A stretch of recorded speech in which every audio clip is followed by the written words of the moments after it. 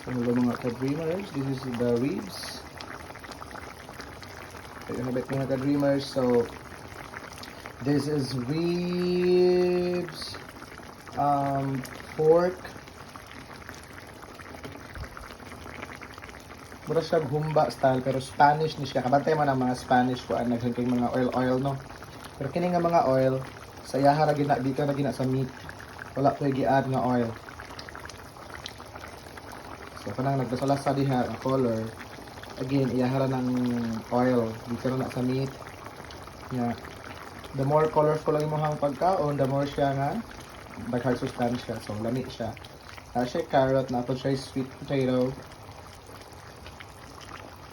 So ribs nga gipatuyamok siya, gipahumok siya.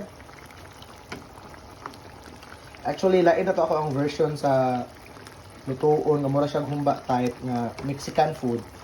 Pero kini siya Mexican kuan siya same siya og paagi sa pagluto pero the problem is kini is ribs buto-buto.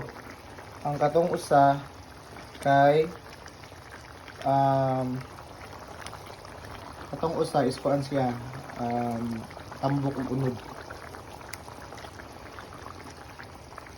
From this to this.